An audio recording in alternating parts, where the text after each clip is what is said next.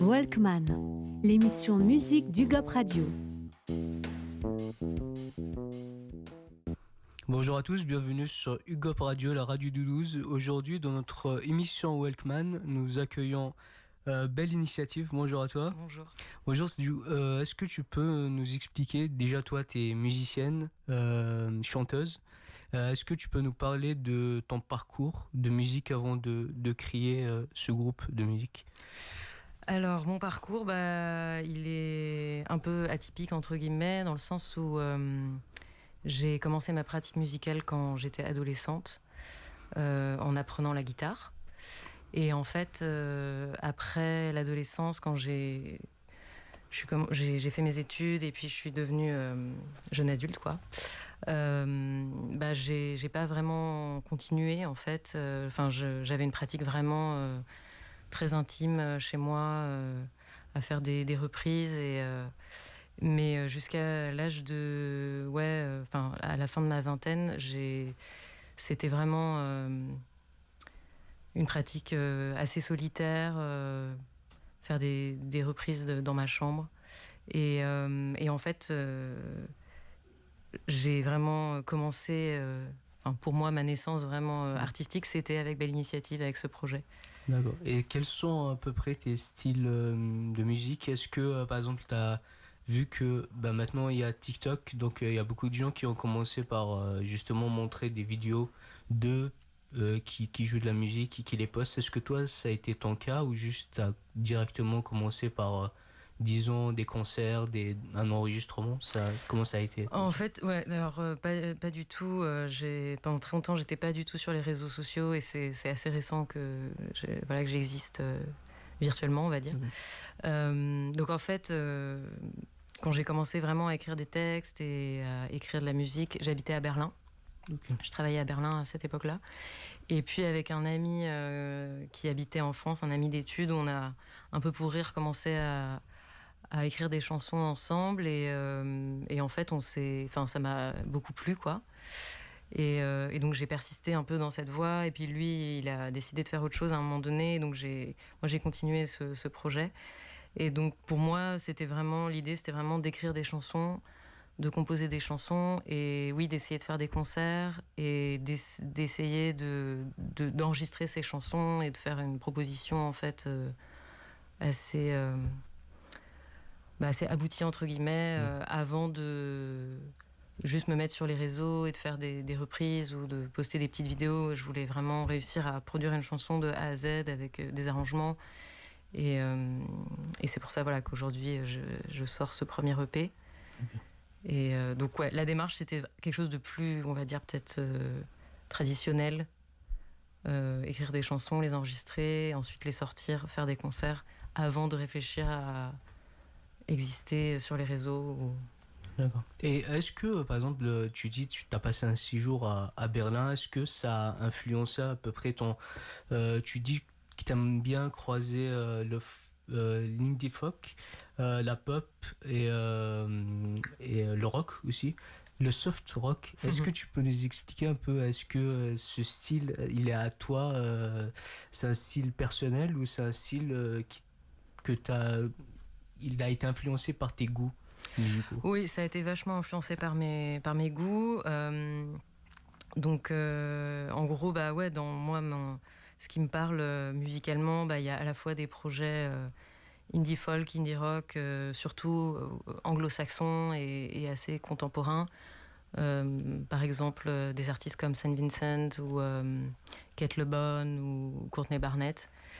Et il y a aussi tout un aspect plus symphonique, on va dire, qui se rattache peut-être un peu plus à la musique classique ou à la musique un peu des années 70. Aussi, par exemple, ce qu'a pu faire Pink Floyd dans les années 70, avec des albums comme Atom Heart Mother ou des choses comme ça. Et puis, il y a quand même aussi, je chante en français, donc il y a aussi une inspiration... on va dire plus variété, chanson.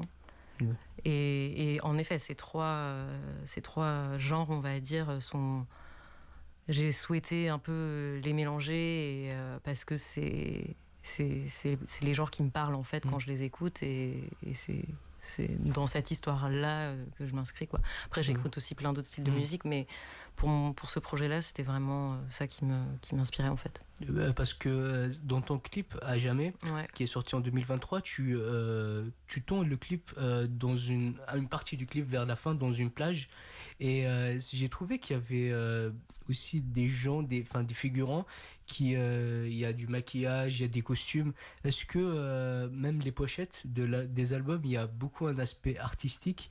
Est-ce que ça aussi, tu as une influence peut-être peinture, plus artistique en dehors de la musique, vu on remarque ça dans tes clips, en tout cas dans À Jamais. Ouais, bah écoute, alors c'est vrai que moi, je t'ai dit, j'ai vraiment commencé ce projet à la fin de ma vingtaine, et en fait, en parallèle de ce projet, je travaille dans le cinéma. J'ai une activité dans le cinéma, je suis une grande cinéphile. Et donc le cinéma m'inspire énormément aussi, pour toute la partie visuelle notamment. Et donc dans À Jamais, en effet, genre ces personnages que tu vois à la fin du clip, il y avait, et puis même le fait d'être sur la plage et tout, il y avait vraiment une évocation de Fellini par exemple, tout l'univers qui peut convoquer comme ça. Et donc le cinéma, la peinture, enfin d'autres formes d'expression artistique, oui, tout à fait, ça me parle beaucoup, et je vais pas uniquement chercher des références dans la musique. Et d'ailleurs, les textes que j'écris sont aussi le plus souvent assez... je suis assez inspirée aussi par de la poésie, par exemple.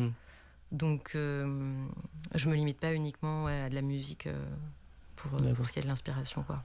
Et le cinéma, tu fais ça aussi, ou juste tu te concentres sur la musique, ou t'es réalisatrice, ou ça n'a rien à voir? C'était juste passionné par le cinéma? Moi, dans le cinéma, non, je travaille dans le cinéma, mais vraiment du côté plus, on va dire, business, quoi. Ce que je fais, mon activité professionnelle n'est pas très créatrice, créative. Il y a des aspects un peu dans tous les travails. Tu peux trouver de la créativité un peu, mais c'est vraiment un travail de plus de bureau. Et en gros, je travaille en distribution, donc vraiment distribuer des films. Mais c'est un travail pour lequel je suis amenée à regarder beaucoup de films. Et de toute façon, voilà, j'ai toujours regardé beaucoup de films, donc j'ai choisi aussi ce travail pour pouvoir continuer à faire ça. Et oui, c'est intéressant, c'est un travail aussi qui vient nourrir aussi, moi, Belle Initiative, mais de plein de manières différentes, pas uniquement du point de vue, on va dire, artistique, mais aussi plus, on va dire, business. D'accord. Et juste pour... de passer de cinéma, est-ce que l'industrie de la musique, est-ce que tu as des relations pour justement faire ces clips, vu que on voit des gens avec d'autres matériels, par exemple une trompette, je crois. Est-ce que des gens de la musique, tu as été aussi baigné là-dedans? Est-ce que tu as fréquenté ce milieu pour faire un clip de musique de qualité comme celui-là? Est-ce que tu as connu des gens? Comment quelqu'un qui est pas dans ce milieu peut s'incruster dedans? Dans le monde de la musique, tu veux dire? Bah écoute, c'est une très bonne question, parce que en effet, il y a des connexions, mais moi, c'est vrai que quand j'ai commencé vraiment ce projet, déjà j'habitais à Berlin, donc je suis revenue vivre en France. Et puis, il y a des ponts entre ces deux mondes, mais moi, dans l'esthétique que je fais, l'économie de mon projet et tout, les ponts, ils sont pas vraiment là, quoi. Et en fait, ce clip, c'est moi qui l'ai réalisé et qui l'ai écrit. Et puis ensuite, l'idée, c'était pas vraiment les connexions qui m'ont permis d'aboutir à ce résultat, mais plus, en effet, une connaissance de comment ça fonctionne de produire un film. Là, en l'occurrence, c'est un petit film.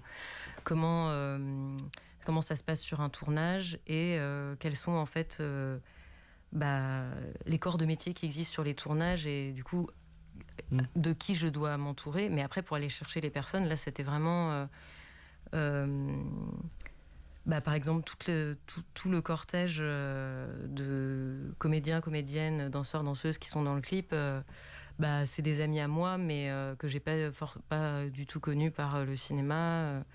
il y a une personne dans le clip, c'est mon prof de chant. Enfin voilà, Oui. c'est assez. Et lui-même a demandé à des amis. Et puis voilà, les personnes qui sont les anges qui jouent de la trompette, c'est des personnes que j'ai sur Facebook. J'ai fait un appel à casting et voilà, c'est comme ça que je les ai rencontrés. C'était des manières assez différentes, quoi.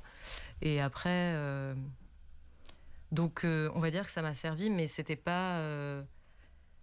C'était pas.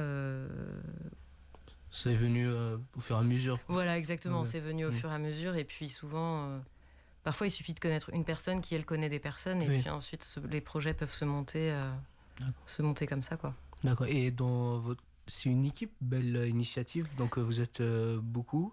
Enfin beaucoup. Je te laisse les présenter. Mais est-ce que vous êtes combien? Comment ça s'est créé et d'où vient ce nom, Belle Initiative? Alors en fait, à la base, donc Belle Initiative, les prémices, c'était avec donc cet ami de la fac. Et Berlin. Non, ouais. Enfin, lui, il était toujours à Paris, mais quand moi j'habitais à Berlin, voilà, Okay. c'est un ami que j'ai rencontré en fac ici en France. Et en fait, donc on a créé. Donc à la base, c'était un duo. Ensuite, lui, il a décidé de se consacrer à autre chose, donc c'est devenu vraiment mon projet en fait.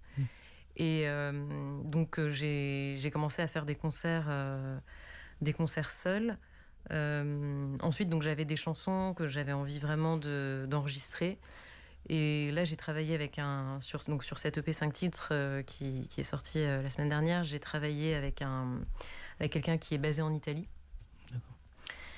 Et avec qui donc on a enregistré cet album. Et ensuite, j'aimais beaucoup faire des concerts seuls, mais l'idée c'était quand même d'essayer de faire vivre le projet aussi en groupe, sur scène. Et donc là, je me suis entourée de 3 autres musiciens. Qui s'appellent Quentin Lupinko, Mathias Chergui et Manu Chevalier. Et donc avec eux, dès qu'on a l'occasion, on joue en groupe en fait, dès que c'est possible, dès qu'il y a plusieurs conditions qui doivent être réunies pour que ça fonctionne, mais dès que c'est possible, on le fait. Et voilà, et ce qui est bien en fait, c'est que du coup ce projet, on va dire que je suis un petit peu le point central du projet, mais ensuite il peut se déployer sous plein de formes. Donc en live, on peut être 4, je peux être toute seule. Là, on a fait un concert la semaine dernière, on était 7, parce qu'on rajoute des instrumentistes. Donc c'est assez cool. Et puis voilà, ça évolue, ça change vraiment en fonction des contextes et tout ça. Et ça me parle beaucoup aussi dans justement la créativité aussi. Comment on peut se renouveler un peu à chaque fois, comment on peut faire des choses cohérentes mais différentes. Okay. Et juste, comme tu parles de concert, tu as été en concert le 6 novembre et tu as été même avant le 26 octobre. Par exemple, le dernier concert, c'était à Belleville. Ouais. J'ai noté à la Folia. Folia. Ouais, Folia. Donc, comment ça se passe est-ce que c'est payant? Est-ce que c'est dans des cafés? Est-ce que tu connais les gérants? Ça se passe comment pour organiser un concert? Et combien il y a de monde? Comment tu organises ça? Alors en fait, pareil, ça dépend vraiment des situations. À Paris, c'est une ville un peu atypique par rapport à ça, parce que on va dire qu'il y a beaucoup d'endroits où il faut louer la salle pour jouer. Donc c'est vraiment les artistes ou les sociétés qui gèrent des artistes et qui produisent des spectacles, qui vont louer des espaces, et puis ensuite ils montent leur soirée, ils font leur billetterie, ils font leur bar et tout ça. Et puis il y a d'autres endroits qui sont gérés par des associations ou par des sociétés. Et là, dans ce cas, il faut vraiment démarcher ces assos et leur expliquer le projet, leur envoyer ta musique et dire que voilà, t'aimerais bien jouer, et voilà le concert, combien de temps ça va durer, voilà nos réseaux sociaux. C'est de promouvoir un peu, et puis ensuite, c'est plutôt eux là qui vont essayer de ramener des gens, faire de la com autour du projet. Okay. Et puis il y a des événements qui sont gratuits, d'autres qui sont payants. D'accord. On a beaucoup parlé de votre passé. Ouais. Maintenant, pour le futur, du coup, le 7 novembre, tu vas sortir un nouveau clip qui s'appelle Loin des flammes. Est-ce que tu peux nous en dire plus? Il n'y a pas de clip qui a été tourné encore? Ou est-ce que ça a été tourné? Alors, ouais. Donc Loin des flammes, on a sorti. En fait, il y a un clip qui est sorti là, le week-end dernier. C'est une vidéo animée, donc en fait, ça reprend un peu l'esthétique et le visuel de la pochette de l'EP. Et le graphiste qui s'appelle Gwenole Yann, qui a fait donc, tout le graphisme de l'EP, qui est sorti en vinyle en fait. Donc on a fait une édition vinyle de cette EP. Donc le graphiste qui a travaillé sur ce vinyle a créé une vidéo animée. Donc c'est un peu la pochette qui s'anime sur la chanson. Et voilà, et c'est sorti le week-end dernier et c'est sur YouTube. Oui, c'est disponible dès maintenant. Sur YouTube. Ok, ouais. Ok, d'accord. Et est-ce que, par exemple, l'histoire de cette chanson, tu dis qu'il y a une continuité. Il y a une continuité. Est-ce que continuité, pardon, une histoire d'amour, tu dis ça, mais est-ce que, par exemple, c'est un par exemple, on écoute la première chanson.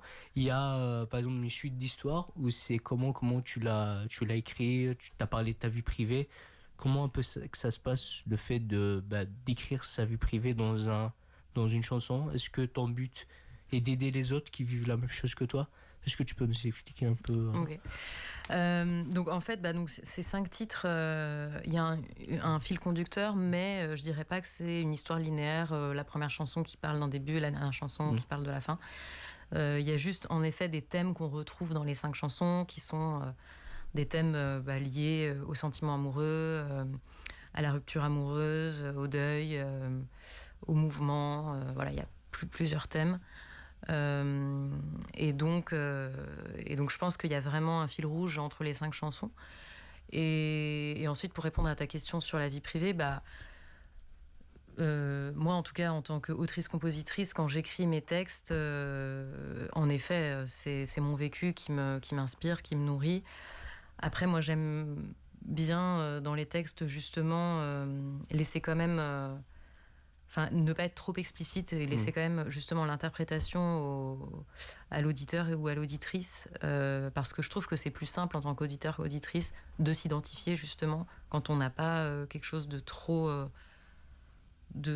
explicite ou trop intime qui est livré dans la chanson, mais au contraire qu'on est plus dans une ambiance qui va nous convoquer quelque chose ou nous convoquer un souvenir ou une émotion qui va nous être propre plutôt que de comprendre ce que l'artiste a vécu stricto sensu, quoi. D'accord. Et là, on parle uniquement de chansons parce que le temps de l'émission ne permet pas de parler des 5 autres. Est-ce que tu peux nous dire un peu, est-ce que c'est à peu près la même chose, la manière dont tu écris, que tu réalises, ou est-ce que chacune d'elles a, je pense, un vécu, la manière dont tu l'écris est différente forcément, mais comment tu fais pour justement parler de ta vie privée dans les 5, ou tu changes un peu de comment on dit, d'objectif pour les 5? Est-ce que c'est différent la manière dont tu sors les sujets? Je sais pas si je l'ai bien. Ouais, si, je comprends ce que tu veux dire.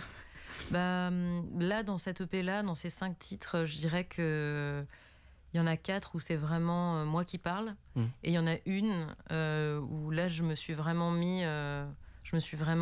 inspirée de choses plutôt qu'on m'avait racontées, et du coup ça m'a inspiré une chanson, mais pour le moment, ouais, toutes les chansons, non, il y a d'autres chansons dans mon répertoire qui sont pas dans ces 5 où je me suis un peu mis à la place d'autres personnes, mais là je dirais que c'est vraiment c'est vraiment moi, c'est vraiment de mon point de vue, quoi. Et, tu conseilles les auditeurs du Gop Radio de venir te voir sur ta chaîne YouTube ou sur tes réseaux sociaux? Tout à fait. Où tu es le plus active? Le plus actif, je dirais que c'est sur Instagram, Bellinitiative _. Et puis, j'ai une chaîne YouTube avec donc ces 3 clips, donc avec 3 clips et une live session. Et puis, ensuite, l'EP, il est disponible sur toutes les plateformes. En tant qu'artiste indépendante, moi j'encourage vraiment d'aller écouter sur des plateformes type Bandcamp qui soutiennent la musique indépendante plus que les grosses plateformes que tout le monde connaît. Et puis ensuite en live, pour le moment là à Paris on n'a pas encore de date confirmée. On travaille dessus, mais si vous suivez le projet sur les réseaux, voilà, on annonce les dates dès que c'est possible, quoi. Donc tu parles de plateforme, est-ce que t'es présente sur une seule plateforme qui, selon toi, avantageait plus les gens qui débutent, les artistes, les artistes, est-ce que tu peux un peu développer sur ça? Est-ce que c'est juste par militantisme que tu choisis cette plateforme, ou est-ce que en fait, ça te met vraiment en avant? Ouais, non, c'est par militantisme, et puis je suis aussi sur ces grosses plateformes, notamment cette grosse plateforme suédoise, mais d'un point de vue éthique, et puis d'un point de vue du respect en fait de tout le travail qui est fait derrière, du respect des artistes, et d'une vision aussi de la musique, de l'art et tout. Pour moi, ça n'a aucun sens de faire la promotion de ce genre de très grosses plateformes, et je préfère... j'y suis parce qu'il y a peut-être des personnes qui continuent d'écouter sur la plateforme et qui vont découvrir comme ça, mais si je dois parler de plateforme, je préfère mettre en avant des plateformes type Bandcamp, qui en fait rémunèrent beaucoup mieux les artistes et soutiennent vraiment la musique indépendante et soutiennent vraiment les artistes. On est d'accord avec toi, vu que il faut que tu te finances toi aussi, il faut que les artistes se financent, il faut commencer aussi. Et donc pour finir, est-ce que tu as d'autres concerts qui vont venir? Est-ce que tu as... pour le moment, il n'y a rien de fixé. D'accord. Donc, mais oui, en 2026, il va y avoir des dates qui vont être annoncées, mais pour le moment, rien que je puisse annoncer. D'accord. On invite les gens à venir te voir sur ton Instagram et sur tes réseaux pour mieux s'informer. Maintenant, tu vas nous faire un live. De quelle chanson tu vas... Loin des flammes. Loin des flammes, ton dernier... Voilà, le dernier single qui est aussi le titre de l'EP. Ok, merci beaucoup à toi. Merci beaucoup à vous. Et merci à vous. Merci à toi. Et merci aux auditeurs d'Hip-Hop Radio d'avoir regardé cette émission. Et vous pouvez nous suivre sur les réseaux sociaux. Et merci à vous. Bonne journée. Un beau dimanche, un bain de manche l'après-midi, je fais la planche et je feins cruelle mélodie, un grand voyage, des gribouillages sur un carnet, je tourne la page et je touche sans en avoir l'air, loin des flammes. Dans le cœur serré, une lame.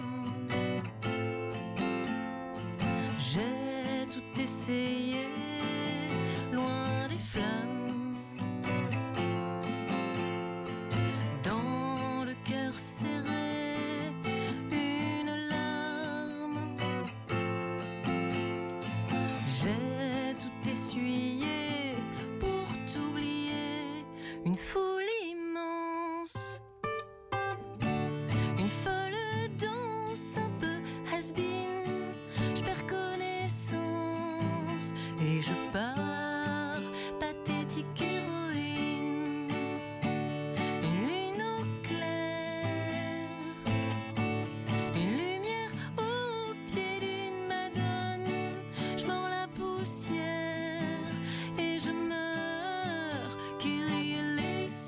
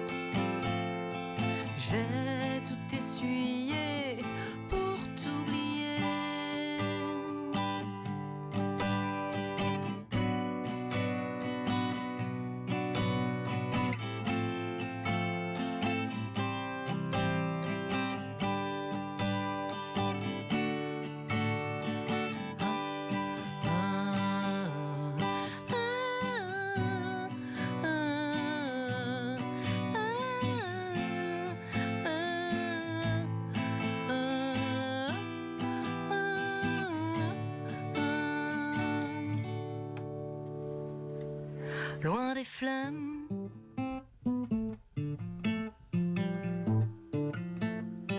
Loin des flammes, loin des flammes.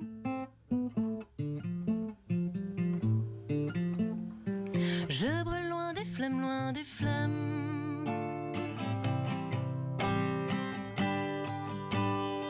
Je brûle loin des flammes, loin des flammes.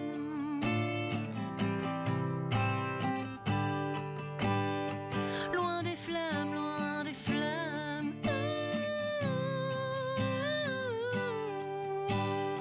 Je brûle loin des flammes, loin des flammes.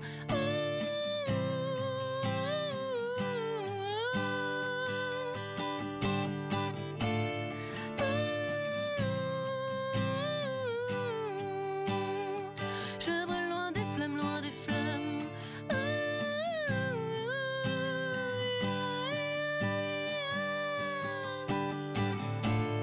Merci UGOP Radio, c'est des belles initiatives.